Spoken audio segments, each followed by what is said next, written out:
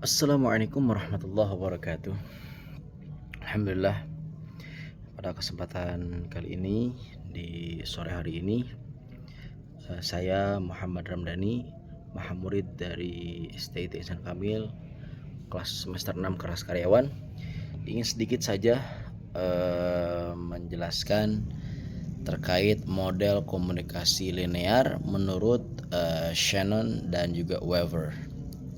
Baik, yang pertama ya, di situ kan disebutkan ada modelnya, lalu diminta juga untuk menjelaskan pengertian dan lain sebagainya.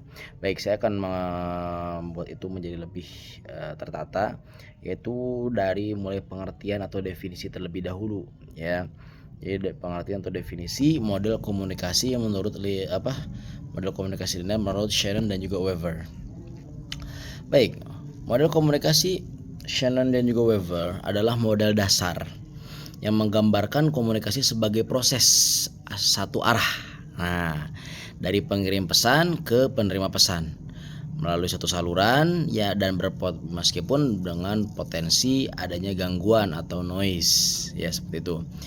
Yang dimana model ini awalnya dikembangkan untuk teknologi telekomunikasi seperti itu, tetapi sekarang juga banyak diterapkan untuk untuk menjalankan komunikasi kita sehari-hari seperti itu ya. Baik, adapun ciri utama ya, ciri daripada model komunikasi ini yaitu yang pertama linear, yang dimana linear itu yang berarti satu arah seperti itu ya. Dan yang kedua itu fokus pada penerima pesan ya. Yang ketiga yaitu tidak mempertimbangkan feedback atau umpan balik, karena memang hanya fokus pada pengiriman pesannya saja seperti itu. Jadi tidak memikirkan daripada feedbacknya atau timbal baliknya ya, atau umpan balik ya, seperti itu ya. Nah, adapun biografi ya dari Shannon dan juga Weaver, yang dimana sebetulnya ini ada dua orang ya, aslinya memang dua orang ya, Shannon dan juga Weaver. Nah, ini ada biografi singkatnya seperti itu. Baik, ya. Yang pertama yaitu Shannon, ia memiliki nama asli Claude Elwood Shannon, yang dimana beliau lahir pada 1916, dikenal juga dengan Bapak Teori Informasi seperti itu. Yang dimana beliau adalah seorang insinyur listrik dan matematikawan asal Amerika Serikat. Ya, beliau ya saat bekerja di Bell Telephone Laboratories, ya Shannon mengembangkan teori komunikasi yang sangat berpengaruh bukan hanya di bidang telekomunikasi saja, tapi juga di bidang komputer dan teknologi informasi modern. Nah, yang kedua ya ada Weaver, yang dimana punya nama asli yaitu Warren Weaver, yang dimana beliau lahir pada 1894 dan juga merupakan seorang ilmuwan dari Amerika Serikat juga. Ya, ilmuwan dari Amerika ya, yang dimana ia berperan besar dalam menyederhanakan dan memperluas teori Shannon agar bisa dipahami lebih luas. Ya, tidak hanya di bidang teknik tapi juga dalam komunikasi sosial dan antar manusia. Yang dimana keduanya ya berkolaborasi ya, saling bantu-membantu menghasilkan karya penting yang berjudul The Mathematical Theory of Communication yang terbit tahun 1949. Dan sampai sekarang menjadi dasar dalam studi komunikasi di berbagai bidang seperti itu. Nah, itu terkait daripada biografi singkatnya. Nah, adapun penjelasan daripada model teori mereka itu ya, model yang ini kurang lebih seperti ini ya. Jadi dalam model tadi itu sebetulnya itu menggambarkan yaitu komponen-komponen yang ada pada model komunikasi ini seperti itu. Nah, yang pertama itu kan ada information source atau sumber informasi. Ini mana ini itu tempatnya munculnya ide, ya, atau tempat lahirnya ide atau pesan yang ingin dikomunikasikan atau ingin disampaikan seperti itu. Nah, yang kedua itu kan ada transmitter. Transmitter itu bisa sebut juga pengirim lah ya, atau encoder, yang dimana alat atau proses yang mengubah pesan menjadi sinyal yang bisa dikirim. Nah, yang selanjutnya itu ada channel. Channel itu bisa kita katakanlah saluran.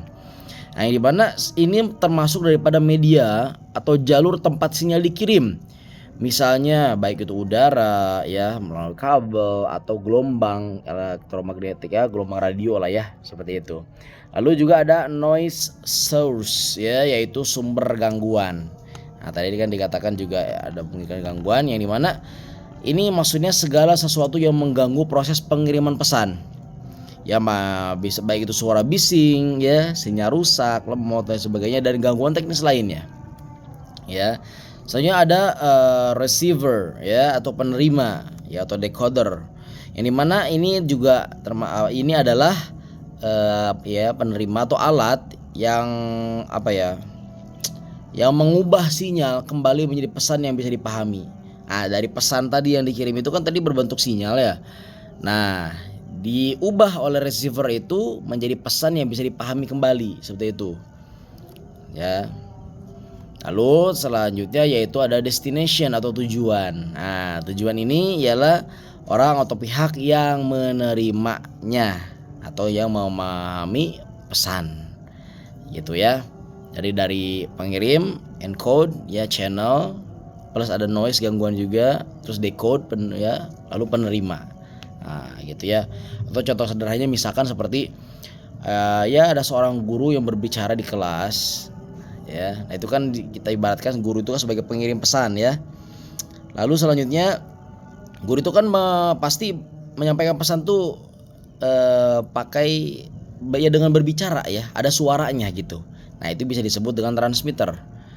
Lalu suara itu lewat apa? Diubah dari suara dari pesan itu kan dari suara itu lewat channelnya itu apa? Dari udara. Nah, ya kan? Dari suara tadi itu kan berarti otomatis terdengar nih, oh itu dari udara. Channelnya lewat berarti udara ya. Lalu selanjutnya tapi ada suara bising nih. Baik itu dari luar kelas atau dalam kelas. Misalnya dari luar kelas ya mungkin ada suara apa gitu ya, aktivitas di luar kelas, atau mungkin yang di dalam kelas juga mungkin ada yang ngobrol gitu dari para murid itu. Itu kan termasuk gangguan atau noise ya, yang bisa yang mengganggu daripada penyampaian pesan itu. Lalu murid di situ sebagai receiver atau penerima ya, dan mencoba memahami isi pelajaran tadi. Nah, isi pelajaran tadilah yang sudah dipahami oleh murid itu sebagai destinasinya. Gitu ya. Maka kesimpulannya terakhir yaitu model teori atau model komunikasi linear yang menurut Shannon dan juga Weaver ini membantu kita memahami proses dasar komunikasi, yaitu mengirimkan pesan dari satu pihak ke pihak lain melalui media tertentu. Meskipun model ini sederhana ya dan linear, ini sangat penting karena apa? Yang pertama, membantu menganalisis titik gangguan dalam komunikasi. Selanjutnya menjadi dasar lahirnya berbagai teori komunikasi lanjutan. Nah, ini kan menjadi dasar ya. Jadi dasarnya dulu ini baru nanti berkembang ke model-model yang lain. Nah, lalu selanjutnya mengajarkan kita bahwa media dan saluran dalam komunikasi itu krusial ya. Cukup penting banget ya, karena bisa mempengaruhi efektivitas penyampaian pesan gitu. Ya, namun model ini juga belum memperhitungkan sebagai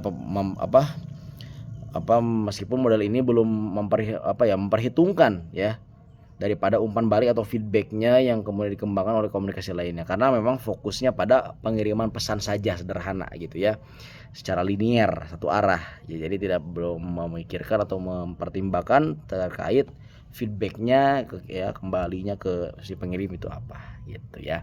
Ya, baik, itu saja yang bisa saya sampaikan, kurang lebihnya mohon maaf. Wassalamualaikum warahmatullahi wabarakatuh.